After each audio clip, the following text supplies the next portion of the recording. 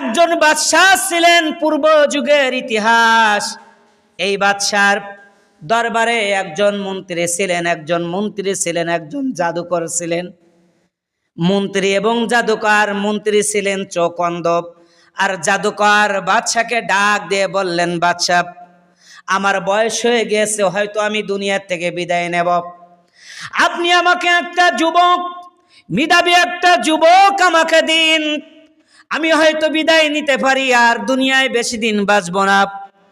ওই মেধাবী যুবকটাকে আমাকে দিন, আমি তাকে জাদুর বিদ্যা শিক্ষা দেব। জাদুর বিদ্যা শিক্ষা দেওয়ার পর আমি বিদায় নেওয়ার পর তোমার দরবারে এই মেধাবী যুবকটাই থাকবে। ঠিক কিনা? এই আয়াতের তাফসীর। আল্লাহর বান্দারা খেয়াল করে বুঝবেন। বাদশা বললেন, ও জাদুকর, ঠিক বলেছ, তোমার তো বয়স হয়ে গিয়েছে, না জানি কখন থেকে দুনিয়ার থেকে বিদায় নিবা। তোমার মতো একজন মন্ত্রী, তোমার মতো একজন জাদুকর এই পৃথিবীর জমিনে আর নাই। এজন্য আমি চাই একটা মেধাবী যুবককে তোমার দরবারে দিয়ে তোমার কাছ থেকে সে যেন সুন্দরভাবে জাদুর বিদ্যাগুলো শিক্ষা নিতে পারে। বাদশাহ শুরু করে দিলেন এই যুবক খোঁজার জন্য। বিভিন্ন জায়গায় মন্ত্রীরা যাওয়া শুরু করলেন। মন্ত্রীরা যাইতে যাইতে, বিভিন্ন জায়গায় যাইতে যাইতে হঠাৎ করে একটা যুবক পাইলেন, মেধাবী যুবক। এই যুবকরে ডাক দিয়ে বললেন, বাদশাহ ডাক দিয়ে বললেন, ও যুবক, এই জাদুকরের সাথে তার বাড়িতে যাইবে, তার বাড়ি থেকে জাদু পাবো কি পাবো না, আল্লাহ তোমার দেওয়া সেরা জান্নাত, আমি তো জানি না পাবো কি পাবো না, আল্লাহ তোমার দেওয়া সেরা জান্নাত, আমি শুধু জানি নরকের অগ্নি সইতে পারব না কোনো দিন রাত, আমি তো জানি না পাবো কি পাবো না, আল্লাহ তোমার দেওয়া সেরা জান্নাত, লা ইলাহা ইল্লাল্লাহ।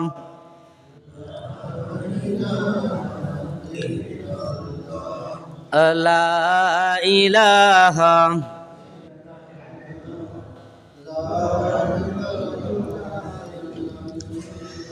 লা ইলাহা ইল্লাল্লাহ মুহাম্মাদুর রাসূলুল্লাহ। সকলে বলছি সাল্লাল্লাহু আলাইহি ওয়াসাল্লাম। সম্মানিত উপস্থিতি, পবিত্র জুম্মা মুবারক যে আল্লাহ রাব্বুল আলামিন পবিত্র জুম্মার 2 রাকাত নামাজ আদায়ের জন্য যে আল্লাহ রাব্বুল আলামিন আমাদের সকলকে সুস্থ হালাতে মসজিদে আসবার বসবার তৌফিক দিয়েছেন, আমরা সকলে জবান ছেড়ে শুকরিয়া আদায় করব। সেই মহান আল্লাহ তাআলার দরবারে সকলে বলছে আলহামদুলিল্লাহ।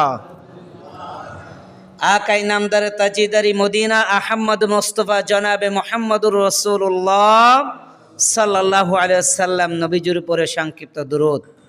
সম্মানিত উপস্থিতি, সূরাতুল বুরুজ, কোন সূরা? সূরাতুল বুরুজের 3 নম্বর আয়াত আমি তেলাওয়াত করেছি। আল্লাহ তাআলা এই আয়াতের ভিতরে আমাদেরকে কি জানাই দিয়েছেন এ সম্পর্কে আমরা ইনশাআল্লাহ জানব। আল্লাহ তাআলা এখানে বলছেন, বিসমিল্লাহির রহমানির রহিম,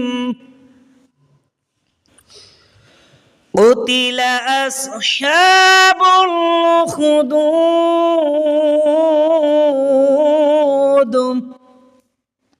আল্লাহ রাব্বুল আলামিন এখানে বলছেন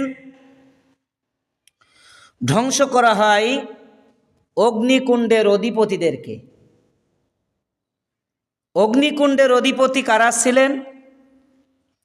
অর্থাৎ এরা ছিল একদল কাফের, যারা ইমানদারদেরকে গর্ত খনন করে তার ভিতরে তাদেরকে জ্বালাইতেছিলেন।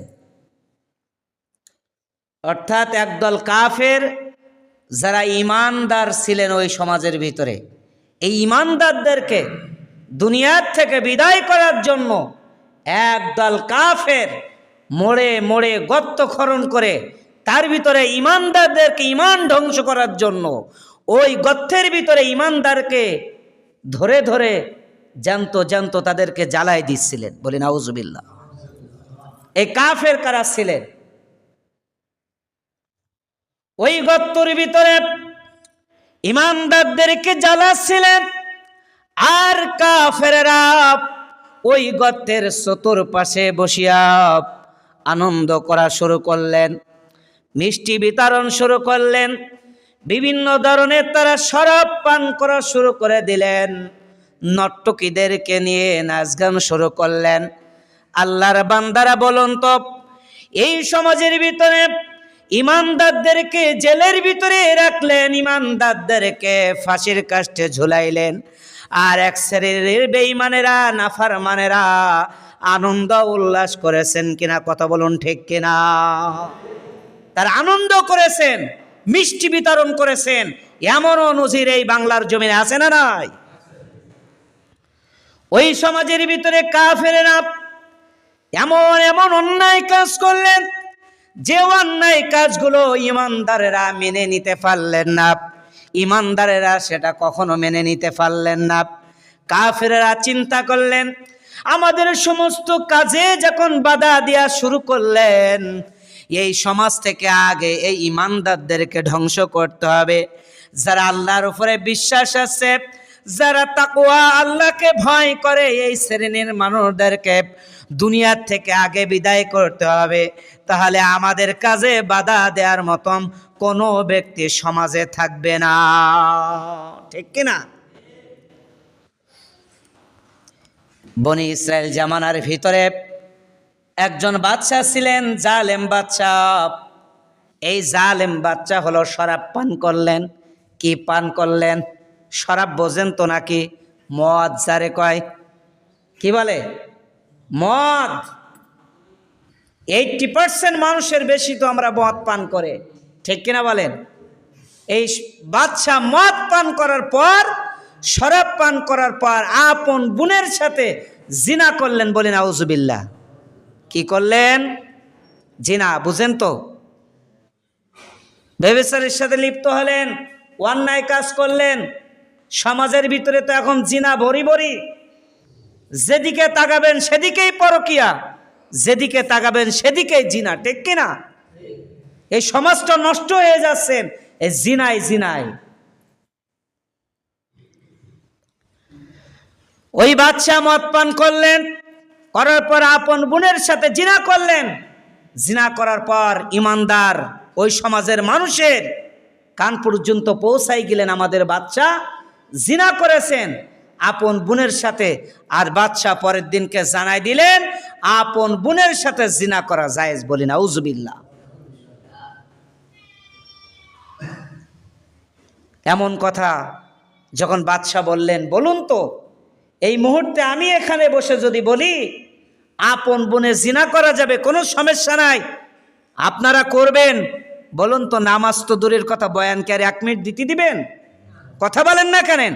আপনারা মুসলমান, আপনাদের গায়ে এক টুকরা জাররা পরিমাণ ঈমান থাকলে আপনারা আমাকে এখানে বয়ান তো দূরের কথা, মসজিদে ঢুকতে দিবেন না, ঠিক কিনা?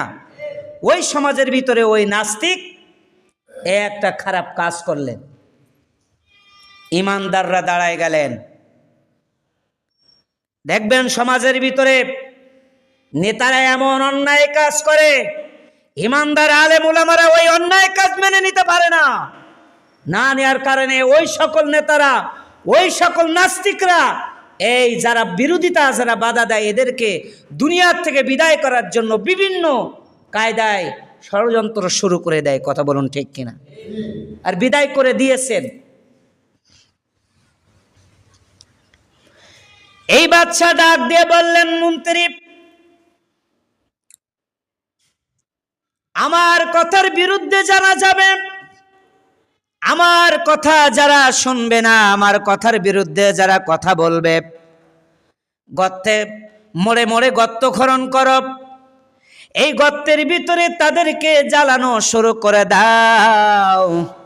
শুধু তাই নয়, যদি জ্বালানোর পূর্ব মুহূর্তে তাদেরকে ভয় দেখাবে, জেলের ভিতরে দেব।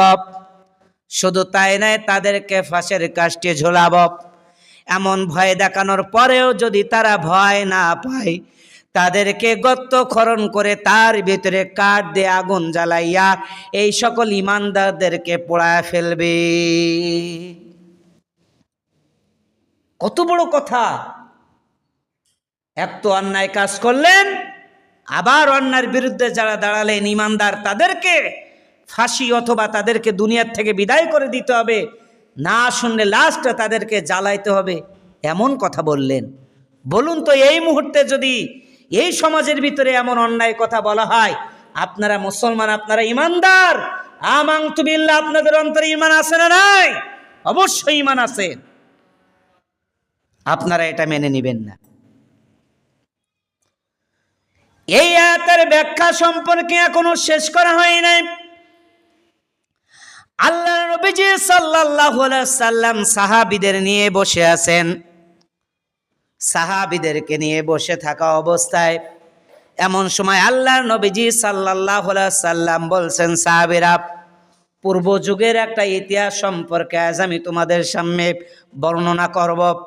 এমন একটা ইতিহাস ঘটে গিয়েছেন, তোমরা শুনলে তোমাদের পশমগুলো দাঁড়িয়ে যাবে, অবাক হয়ে যাবে, এমন ইতিহাস ঘটে গিয়েছেন। আল্লাহ নবীজি বললেন, একজন বাদশাহ ছিলেন, পূর্ব যুগের ইতিহাস। এই বাদশার দরবারে একজন মন্ত্রী ছিলেন, একজন জাদুকর ছিলেন। মন্ত্রী এবং জাদুকর, মন্ত্রী ছিলেন চোখ অন্ধ, আর জাদুকর বাদশাকে ডাক দিয়ে বললেন, বাদশা, আমার বয়স হয়ে গিয়েছে, হয়তো আমি দুনিয়ার থেকে বিদায় নেব। আপনি আমাকে একটা যুবক, মেধাবী একটা যুবক আমাকে দিন, আমি হয়তো বিদায় নিতে পারি, আর দুনিয়ায় বেশি দিন বাঁচব না। ওই মেধাবী যুবকটাকে আমাকে দিন, আমি তাকে জাদুর বিদ্যা শিক্ষা দেব। জাদুর বিদ্যা শিক্ষা দেওয়ার পর আমি বিদায় নেওয়ার পর তোমার দরবারে এই মেধাবী যুবকটাই থাকবে। ঠিক কিনা? এই আয়াতের তাফসীর। আল্লাহর বান্দারা খেয়াল করে বুঝবেন। বাদশা বললেন, ও জাদুকর, ঠিক বলেছ, তোমার তো বয়স হয়ে গিয়েছে, না জানি কখন থেকে দুনিয়ার থেকে বিদায় নিবা। তোমার মতো একজন মন্ত্রী, তোমার মতো একজন জাদুকর এই পৃথিবীর জমিনে আর নাই। এজন্য আমি চাই একটা মেধাবী যুবককে তোমার দরবারে দিয়ে তোমার কাছ থেকে সে যেন সুন্দরভাবে জাদুর বিদ্যাগুলো শিক্ষা নিতে পারে। বাদশাহ শুরু করে দিলেন এই যুবক খোঁজার জন্য। বিভিন্ন জায়গায় মন্ত্রীরা যাওয়া শুরু করলেন। মন্ত্রীরা যাইতে যাইতে, বিভিন্ন জায়গায় যাইতে যাইতে হঠাৎ করে একটা যুবক পাইলেন, মেধাবী যুবক। এই যুবকরে ডাক দিয়ে বললেন, বাদশাহ ডাক দিয়ে বললেন, ও যুবক, এই জাদুকরের সাথে তার বাড়িতে যাইবে, তার বাড়ি থেকে জাদুর বিদ্যা শিখবে। আল্লাহর বান্দারা, এই আয়াতটা নাজিল হওয়ার কারণ সম্পর্কে আমি আপনাদেরকে বলছি।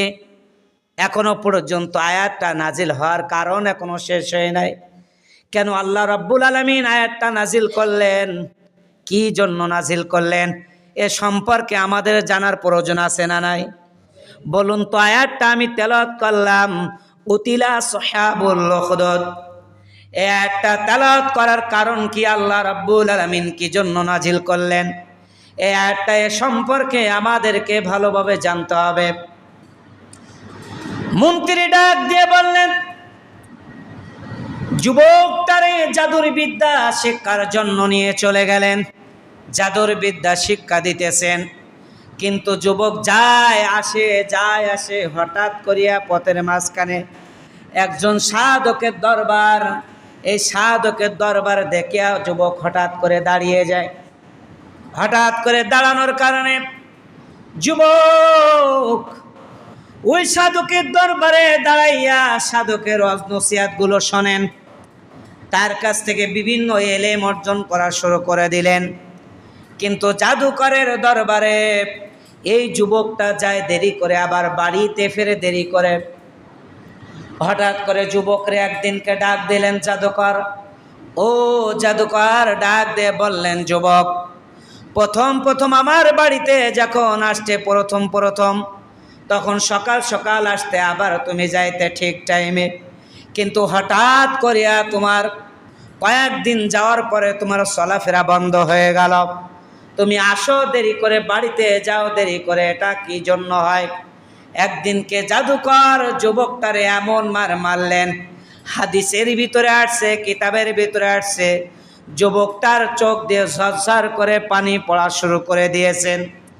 সাধুকের দরবারে যায়, সাধক ডাক দিয়ে বললেন, ও যুবক, কান্নার কারণটা কি আমাকে একটু খুলে বলতে পারো কি? বলেন, ওগো সাধক, আমি যখন জাদুকরের বাড়িতে যাই, এই জাদুকরের বাড়িতে দেরি করে যাওয়ার কারণে জাদুকর আমাকে এমন আঘাত করেছে, এমন মার দিয়েছে, দেওয়ার কারণে আমার সমস্ত গা হাত পা ব্যথা হয়ে গিয়েছে। এজন্য আমার চোখ দিয়ে পানি ঝরঝর করে পড়া শুরু করে দিয়েছে। যুবক বাড়িতে যায়, মায়ের কাছে মার খায়, এদিকে জাদুকরের কাছে মার খায়। হঠাৎ করে আল্লাহ রাব্বুল আলামিন যুবকটারে একটা পরীক্ষা নেওয়া শুরু করলেন।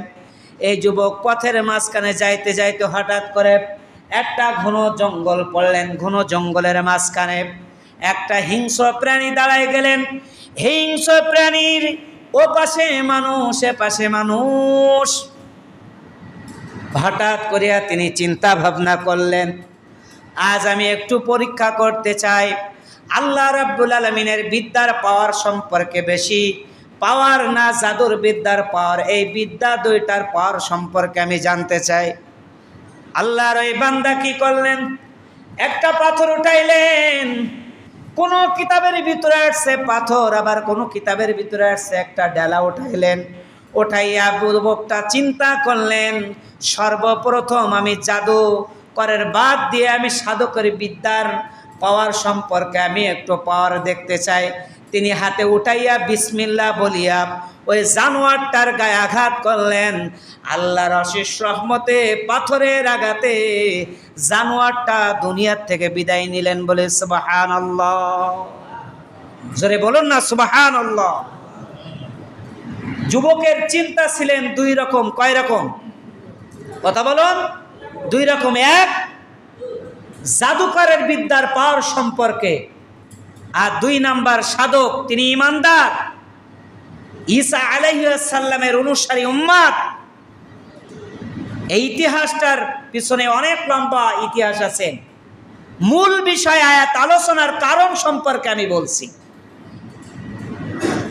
যুবকটা যখন দেখলেন সে ইমানদার, অর্থাৎ সাধকের এই জ্ঞান অর্জন করার কারণে এই পাওয়ার আমার জানা হয়ে গিয়েছেন, এজন্য তিনি ঈমান আনলেন, কলেমা পড়ে মুসলমান হইলেন।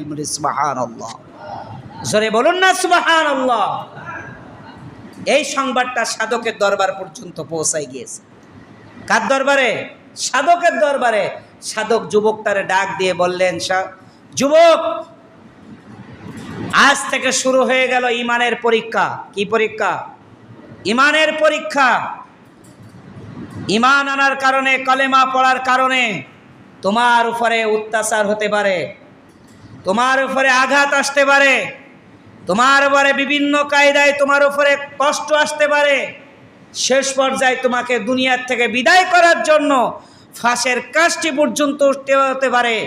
ফাঁসি দিয়ে তোমাকে দুনিয়ার থেকে বিদায় করে দিতে পারে। ইমানদারের ভিতরে আল্লাহ তাআলা তিনটা গুণ ঢুকাই দিলেন। কয়টা গুণ? তিনটা গুণ। এক নাম্বার, কোন ব্যক্তি যদি অন্ধ হইতেন, চোখে হাত বুলায় আল্লাহর নামে বিসমিল্লাহ বলে যদি চোখে হাত দিয়ে ফু দিয়ে দিতেন, আল্লাহর অশেষ রহমতে তার চোখটা ভালো হয়ে যেতেন। জোরে বলুন না সুবহানাল্লাহ। দুই নাম্বার, কোনো ব্যক্তি যদি কুষ্ঠ রোগী থাকতেন, তিনি তার গায়ে হাত বুলাইলে বিসমিল্লাহ বলে আল্লাহ তাআলা ওই হাতে ছোঁয়ায় তাকে সুস্থ করে দিতেন, বলে সুবহানাল্লাহ। আল্লাহর বান্দারা, বাদশার দরবারে যে মন্ত্রী ছিলেন, এই মন্ত্রী ছিলেন অন্ধ। এই মন্ত্রীর কান পর্যন্ত পৌঁছায় গিয়েছিলেন যে অমুক জায়গায় এক যুবক আছেন, এই যুবকটা যদি কারোর চোখ অন্ধ থাকে, ওর চোখে যদি হাত বোলায় দেয়, সাথে সাথে তার চোখটা ভালো হয়ে যায়। মন্ত্রী অর্থ সম্পদ একত্রিত করে নিয়ে যুবকের দরবার পর্যন্ত পৌঁছাইলেন। এই যুবকের দরবার পর্যন্ত পৌঁছানোর কারণে আল্লাহর বান্দারা খেয়াল করে বুঝবেন আয়াতটা নাজিল হওয়ার পূর্বের ইতিহাস। আল্লাহ তাআলা কেন আয়াতটা নাজিল করলেন? এই যুবকের দরবারে মন্ত্রী পৌঁছায় গেলেন, যাওয়ার পর ডাক দিয়ে বললেন, যুবক, আমার চোখটাকে ফিরায় দাও, আমার চোখটাকে ভালো করে দাও, সমস্ত অর্থ সম্পদগুলো আমি তোমাকে দিয়ে দেব। কি দিয়ে দেব? অর্থ সম্পদ সব দেব। যুবক বললেন, আমি চোখ ফিরাই দেওয়ার ক্ষমতা রাখি না। চোখ ফিরাই দেওয়ার ক্ষমতা রাখেন তিনি কে? কথা বলুন, তিনি কে? আল্লাহ চোখ ফিরাই দিতে পারেন। বলছেন আল্লাহ, তাহলে আমাদের বাদশাহ? ওই বাদশাহ নিজেকে খোদা দাবি করছিলেন।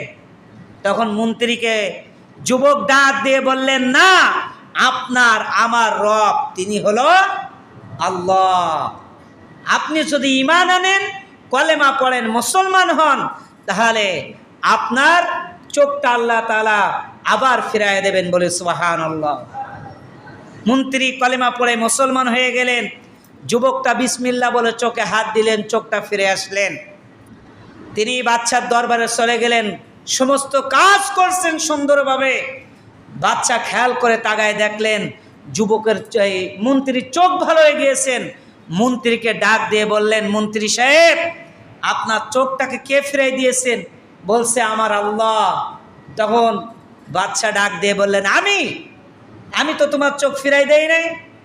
তো বলছেন, আপনি রব নয়, আপনি আল্লাহ নয়, আপনাকে আমাকে যিনি সৃষ্টি করেছেন তিনি হলো রব্বিল, কথা বলুন, রব্বিল আলামিন, সেই রব। এবার বাদশার মাথা খারাপ হয়ে গিয়েছে। এই সত্যের পথ কে দেখালেন? ইহদিনাস সিরাতাল মুস্তাকিম, সঠিক পথ কে দেখালেন? এবার খোঁজা শুরু করে দিলেন। মন্ত্রীকে আটকায় ফেললেন।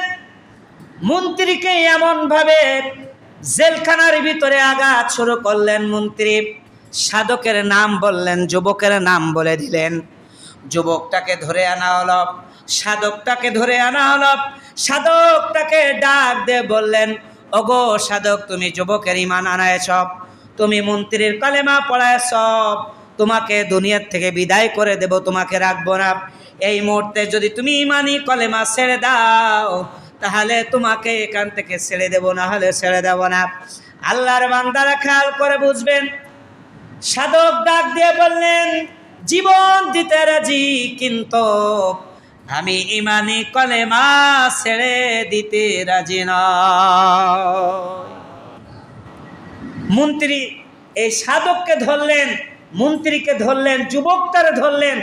যুবক আর মন্ত্রীকে জেলখানার ভিতরে রেখে তাদের সামনে সাধকটারে মাথার থেকে পাততলা পর্যন্ত করাত দিয়ে ছিললেন, খণ্ড খণ্ড করে ফেললেন।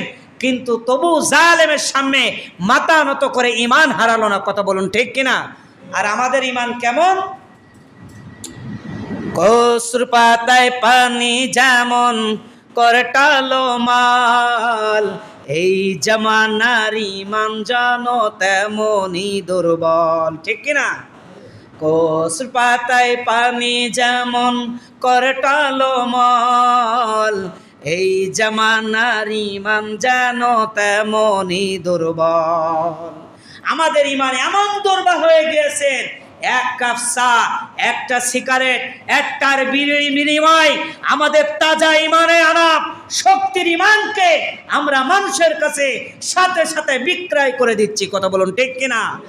এই ঈমান নিয়ে আপনি আল্লাহর জান্নাতে পৌঁছাইতে পারবেন না। আল্লাহ রাব্বুল আলামিনের জান্নাতে যাইতে গেলে আপনার ঈমানটাকে পাকা করতে হবে। ওই সাধককে যেমন লোহার টুকরা দিয়ে, করাত দিয়ে টুকরা টুকরা করে তাকে দুনিয়ার থেকে বিদায় করে দিয়েছেন, তবুও তিনি জালেমের সামনে মাথা নত করি না। এই জন্য আমরা বলতে চাই, আমাদের সামনেও যদি এমন পরিস্থিতি চলে আসে, জীবন দিতে রাজি কিন্তু তার সামনে মাথা নত করে আমাদের ইমানটা বিক্রয় করতে রাজি নয়। কথা বলুন ঠিক কিনা? আল্লাহ তাআলা আমাদের সকলকে কবুল করুন বলে আমিন। সম্মানিত উপস্থিতি, তাহলে বুঝলাম কুতিলা আসহাবুল উখদুদ এই আয়াতের তাফসীর অনুযায়ী বুঝলাম যারা ঈমান এনেছে এদেরকে দুনিয়ার থেকে বিদায় করে দিয়েছেন, আর যারা বিদায় করেছেন তারাই হলো আনন্দ উল্লাস, তারাই আনন্দ করেছেন। আল্লাহ রাব্বুল আলামিন তাই বলেছেন, অগ্নিকুণ্ডের অধিপতিরাই ধ্বংস হবে, তারাই জাহান্নামে যাবে। আল্লাহ তাআলা আমাদের সকলকে এই জালেম শাসকের সামনের থেকে ঈমানটাকে সঠিকভাবে নিয়ে ফিরে আসার তৌফিক দিন বলে আমিন। আসসালামু আলাইকুম ওয়া রাহমাতুল্লাহ।